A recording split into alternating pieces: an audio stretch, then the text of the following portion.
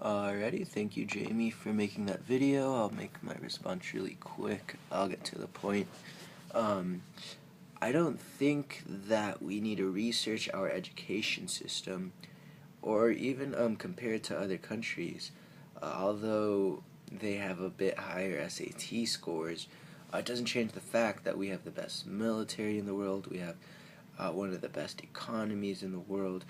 We have cities such as New York and Los Angeles, and they're going to be the world leaders regardless of how high students at the primary and secondary level do on their SAT tests. So it's really not a matter of having a good education. It's just that the term education is defined differently than anything that should be significant. We don't have the resources. Also, moving on to a different point, we don't have the money to individually check every student to make sure they're at the perfect learning level.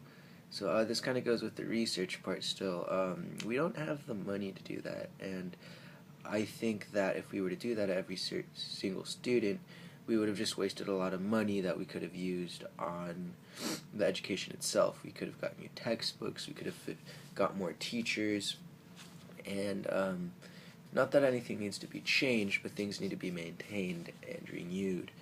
And I don't think research is going to benefit it too much. So going on to another point, I think that you seem to go off topic a little bit. You were very obsessed with researching. I don't think that researching is quite as necessary as actually pointing out the problems and implementing a plan to fix it. I think that you need to declare a clear problem as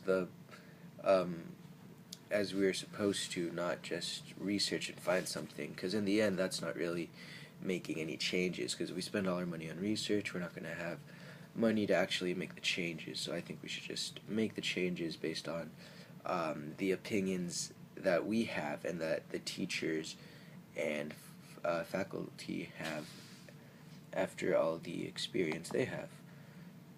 But again, we do need to keep in mind that American students, they're more than fine. They do lead the world. They're gonna do great things regardless of how well they test.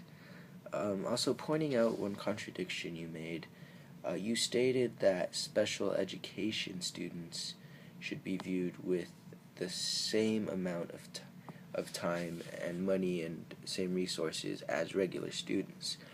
So equality, that's pretty good, but you go on to say that we should go out of our way and spend all of our time and money and resources on special education students.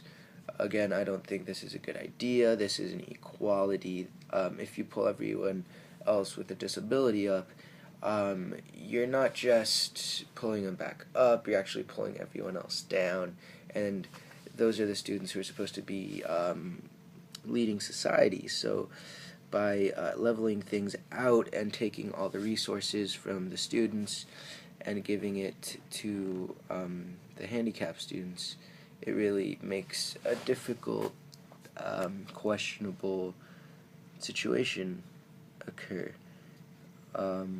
You state that all of these possible issues occur, but you never, again, implement a suggestion as to how this would benefit society. Yeah, like, sure, these special students could get an education, but then what? They're more than likely going to have to be provided for by someone else. So giving them an education isn't necessarily going to help the whole system.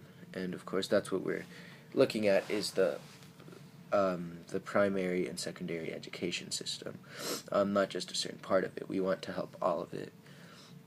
So I would look back into that and reconsider. So moving a step back, when referring to how amazing Finland's education system is, it's never included that they're an unsuccessful country. Like this this fact is overlooked, but it's very true.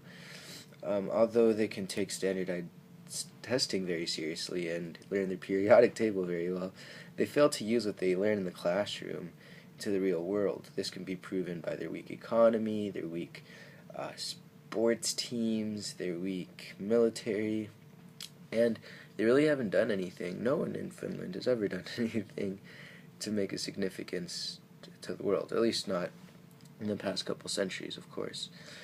This can be proven by the fact that Finland only has 1 billionaire.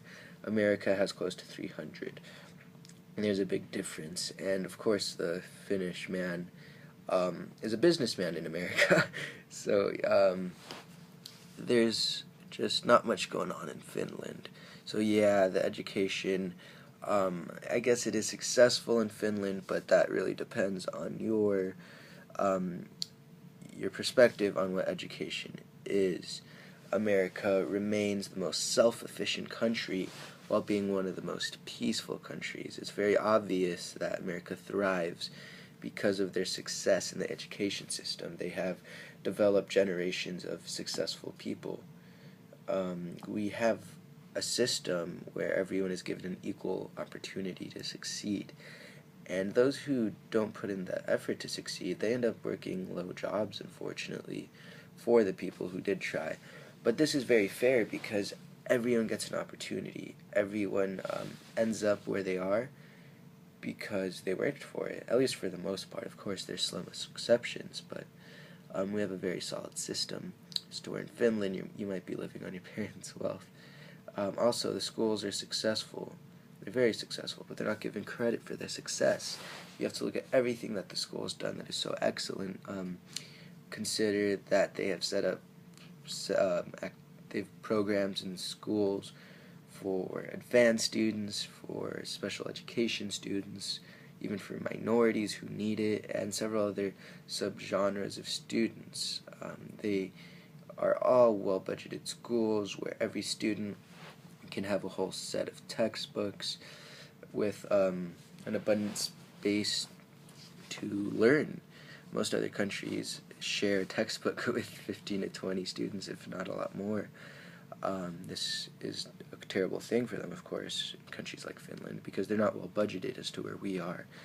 And everyone has an opportunity to be extremely successful. And it's shown by American history. And it's why we're at the top and they're not. It's because we do have the best education system. It's just not measured with how we take a test, but it is measured with what we've achieved in the world. Thank you, Jamie.